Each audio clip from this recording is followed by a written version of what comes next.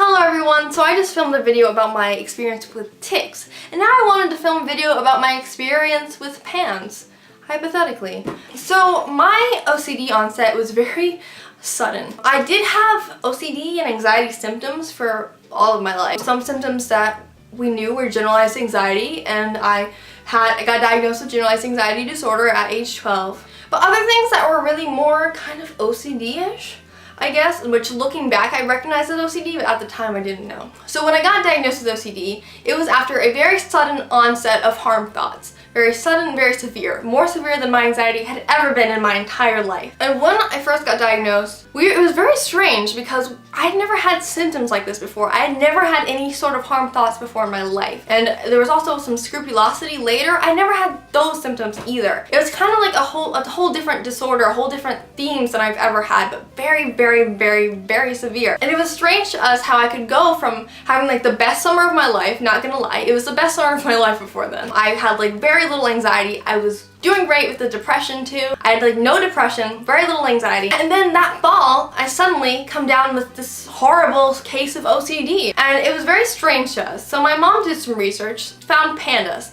At the time it was 2012. And research about PANS, which is the type of PANDAS without strep throat, it was just starting to come out. It was just starting to be published, so there wasn't much information on it. However, at the time, she looked into PANDAS and a lot of my symptoms matched the symptoms of PANDAS. I went from someone who was very calm, very sweet, to someone who was very angry and very lashing out at my parents, which is something I hadn't done since I was like 12 or 13 when I got over my depressive stage and I started being a little more happier and more, I became a Christian and I had a visible change in me when I became a Christian. And it seemed kind of like I was going back to that place where I was lashing out and I was getting angry and I didn't know why, and I was frustrated about it. And not only was I getting angry, but I was anxious all the time, constantly having these thoughts barraging me. Barraging, is that a word? I was constantly having these thoughts hitting me left and right. So I'd yell and scream and do all of these things that I've like never done before because of anxiety. And it was strange to us. And when she looked up PANDAS, a lot of the stuff, not all of the things, I don't think I had noticed that I had tics yet, but a lot of my symptoms matched up. However, I didn't have strep throat immediately before, so we kind of like put it aside. Around 4 months after being diagnosed in January, I went to the doctor having flu-like symptoms, and my doctor diagnosed me with Lyme disease, and she said that it looked like I had had Lyme disease. I had contracted the Lyme disease about three or so months before. By that time, it had enough time to fester in my body and spread around and get really deep in there. So when she gave me those antibiotics that she only gave me for 1 week, because that's the standard treatment for Lyme, but Lyme specialists know that doesn't often work, especially if the Lyme has been in the body for a long amount of time. So when she gave me the antibiotics, I felt better. For a while, I felt so much better. I suspect that I contracted Lyme disease in August of 2012, which would be in the realm of her 3 months or so guess of how long I've had the Lyme disease. So that being said, the Lyme disease probably came around August 2012 when I was hanging out with my friends, having a good time, going to places with long grass and going into the woods, goofing off with my friends. And then I got diagnosed with OCD in September of that same year. Then I got diagnosed with Lyme disease a few months after that in January. So it all happened in a very small amount of time. So after taking that first round of antibiotics, I felt better for many months after that. My OCD got way worse, but my Lyme symptoms got a lot better. And then I went to the OCD program, did stuff there, got out, and then a few months after that, I started feeling the Lyme symptoms again, but it didn't feel like the flu, and it didn't quite feel like even what I knew Lyme to feel like, so I didn't really suspect it was Lyme. In fact, I thought most of the symptoms were from my Risperdal, because I was on a very high dose of Risperdal, and a lot of the Lyme symptoms also correlated with common Risperdal symptoms. And I can go through those now. So the neurological symptoms I had were tremors or unexplained shaking, and as I mentioned in my video about my experience with tics, I'm not entirely sure when those started. Fatigue, as I mentioned, and weakness. I had a lot of weakness at the time. Numbness in my body and tingling and pinpricks feelings, like you know when you feel like your feet are asleep or your hands are asleep or whatever. It felt like that, except my hands weren't asleep. They weren't, like I wasn't cutting off the circulation in any way. Poor balance.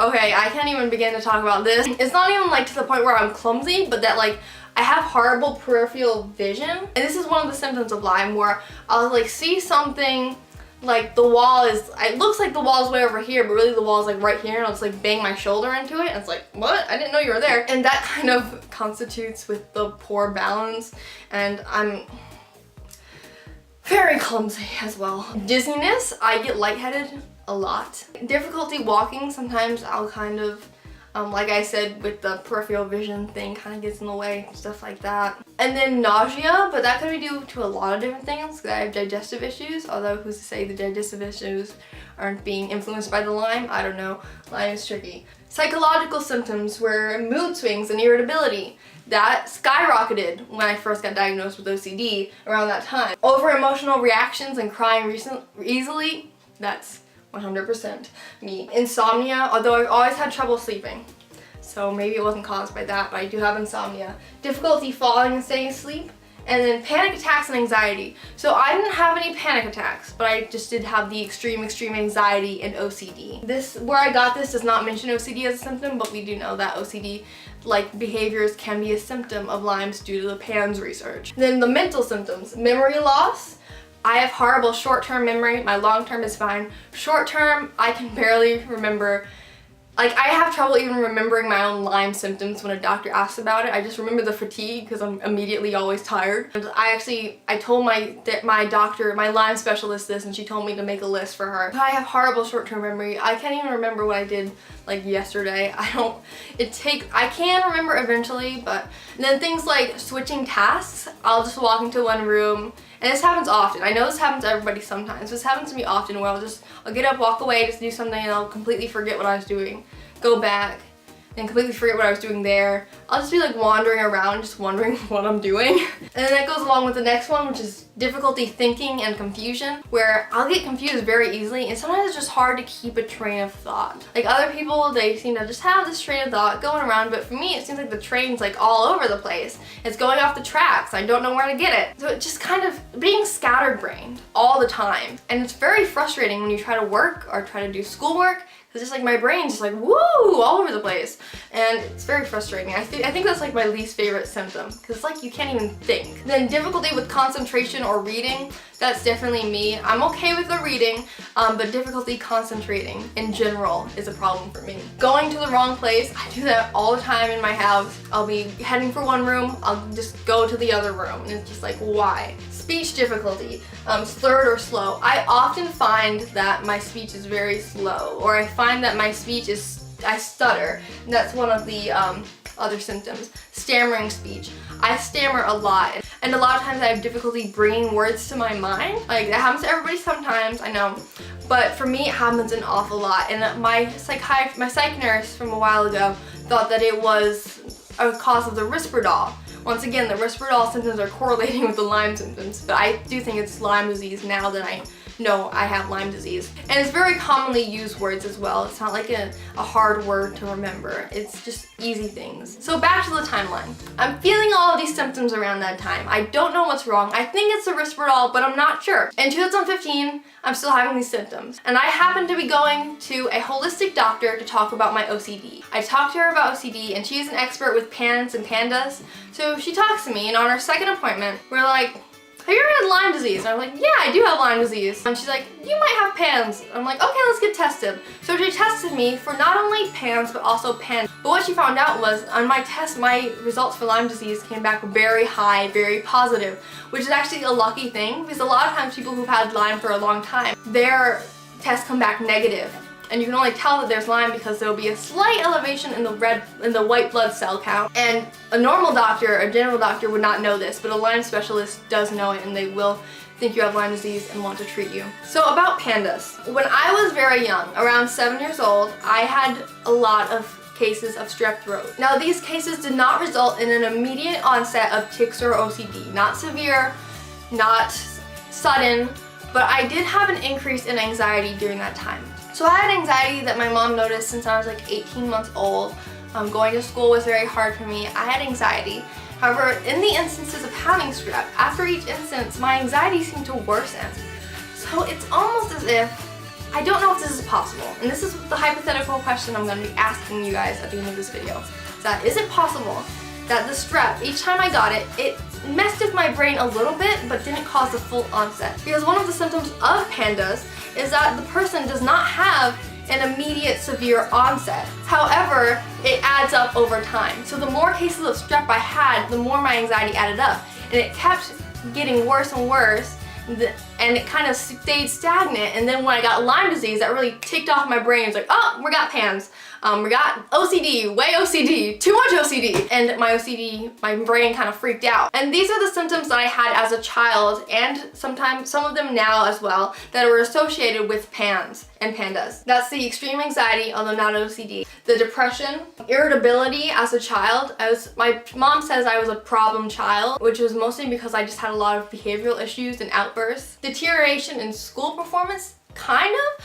I had a 504 plan. I don't know if I always had a 504 plan, but I had a plan where I had to do occupational therapy. I had bad motor skills, that's associated with PANS. I also had bad handwriting. Not quite motor skills that are associated with PANS, but more of like the handwriting aspect. So I had the classic slanted writing that a lot of kids with PANS have, where just instead of like when you write, you kind of want to go in a straight line, but I kind of did this. So I had sensory and motor issues. I hated loud noises. I would cry if a motorcycle drove by my house. Then I had trouble falling asleep, and I didn't want to sleep alone. I slept with my parents for way longer than a kid should sleep with their parents. I was terrified to sleep alone. I could not sleep alone. Then I had a lot of separation anxiety. And those things were there before, but it seems like before those cases of strep, they were better. And I was able to be okay before then. And then after that, my anxiety just kind of took a turn for the worse in a way. But as I said, I didn't have severe tics that were noticeable. I didn't have severe OCD that was noticeable, but I did have a lot of anxiety. So in 2015, when I saw my holistic doctor, talked about PANS and PANDAS, she wanted to get me tested. She got me tested for Lyme and PANDAS, or strep throat, because they test for the strep throat titers. She tested me through my primary care doctor because that way I get it through insurance. And he tested for the Lyme.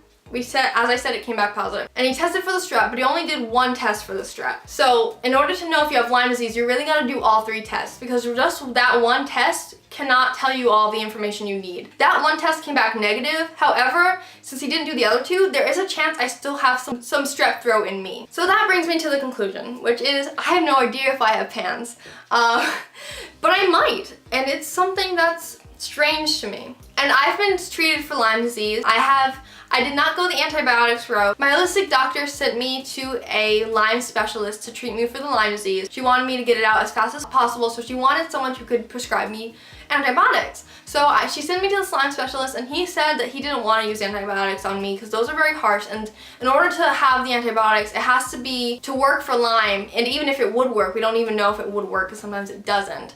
It'd have to be for at least like a year. And antibiotics for a long period of time is not very good for you. So he decided that he wanted to go the holistic route, which I'm perfectly fine with. So we went through this homeopathic medication, and it seems like my symptoms haven't gone away. But Lyme, it's not uncommon for Lyme for the first trial to not work, because it's a very sneaky illness. It gets into everything, it hides, and even if you do the proper holistic regimen, it's something that can still take a long time to kind of figure out what works for you. Lyme treatment is different for everybody. Now, normal doctors, conventional doctors will not agree with this. They're gonna say that CDC recommends the 1 week of antibiotics. That's what cures it. However, there have been many cases of chronic Lyme that prove otherwise, that it is not cured by just 1 week of antibiotics. Sometimes it is, but sometimes it's not. If it's in the body for a long time before treatment, that's when it becomes chronic Lyme. That's the definition of chronic Lyme. I'm going to talk to you guys about Lyme disease in a few months. I'm going to be posting a video about it. Stay tuned for that. I'd love to have you guys hear more about it because it's a disease that needs more awareness. So in conclusion, I will leave you with one question. Is it possible?